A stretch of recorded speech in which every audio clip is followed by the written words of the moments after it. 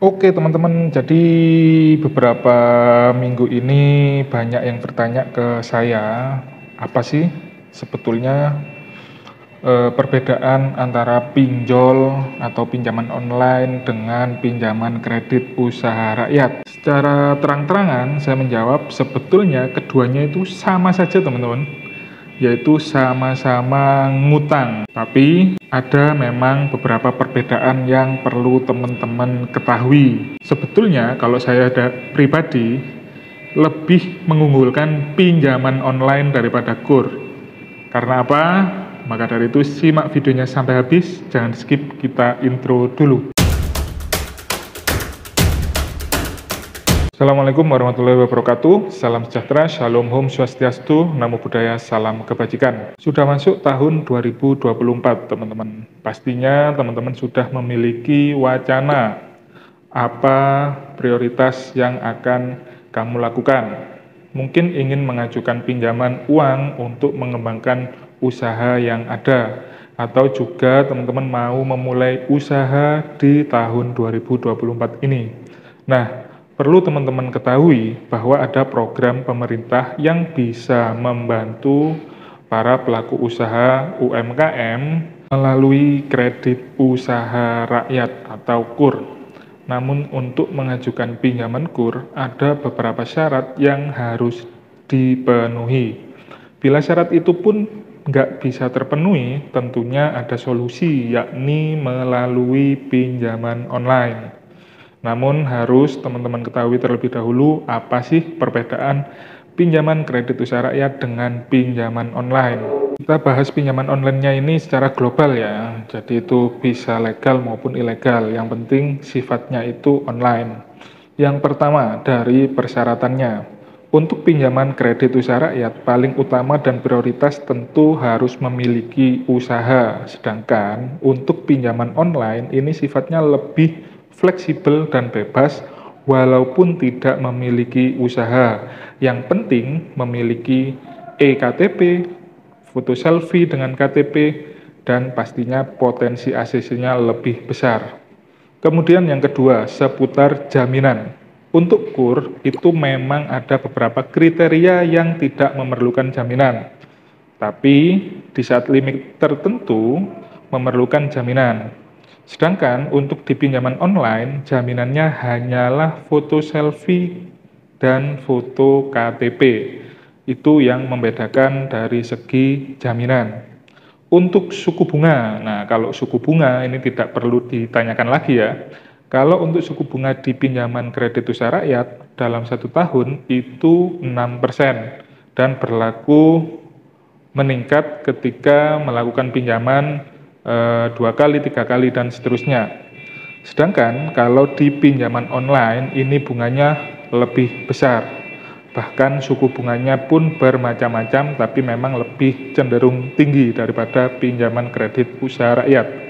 Kemudian yang keempat, yaitu proses penagihan. Kita tahu bahwasannya kredit usaha rakyat adalah menggunakan provider atau bank-bank yang sudah resmi. Sedangkan kalau pinjaman online ini ada yang legal dan ada juga yang ilegal. Yang legal saja kalau kita lihat bersama-sama, banyak sekali yang merasakan penagihannya itu cukup meresahkan. Contohnya seperti apa? Telepon dalam sehari bisa sampai 40 kali, kemudian mengirimkan pesan via WhatsApp itu bisa tiap 2 jam atau 3 jam sekali. Selain itu juga bisa menghubungi kontak darurat untuk yang pinjaman online. Sedangkan kalau untuk kredit usaha rakyat itu lebih manusiawi, cara penagihannya lebih smooth. Kemudian yang terakhir, yang membedakan antara pinjaman online dengan pinjaman kredit usaha rakyat adalah sistem pembayaran. Kredit usaha rakyat dipastikan dibayar atau lunasi karena kita memberikan jaminan. Jadi maksudnya untuk kredit usaha rakyat ini, walaupun ada jenis yang tanpa jaminan, tapi sebetulnya usaha kita itu sudah dijadikan jaminan, teman-teman. Sedangkan kalau untuk pinjaman online itu lebih enak, karena apa? Karena tanpa jaminan, cukup menggunakan KTP dan foto selfie. Jadi potensi untuk gagal bayar di pinjaman online ini lebih besar.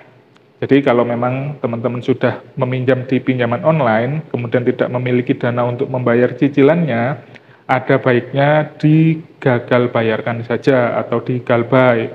Sama juga sebetulnya di pinjaman kredit usaha rakyat atau KUR, apabila memang teman-teman sudah tidak memiliki uang, ya di-pending saja pembayarannya atau meminta restrukturisasi ke pihak bank.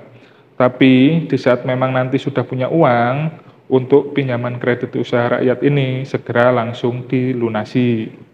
Sebab bila teman-teman sulit dalam melakukan pembayaran akan tercatat di slik OJK. Sedangkan untuk pinjaman online ini masih sifatnya terpusat di fintech data.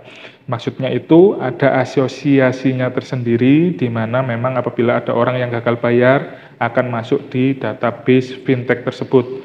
Jadi untuk pinjaman online ini tidak serta-merta ketika kita gagal bayar langsung dilaporkan ke slik OJK karena ada beberapa memang pinjol atau pinjaman online ini yang belum melaporkan ke slik OJK, tetapi sudah secara keseluruhan itu melaporkan ke fintech database.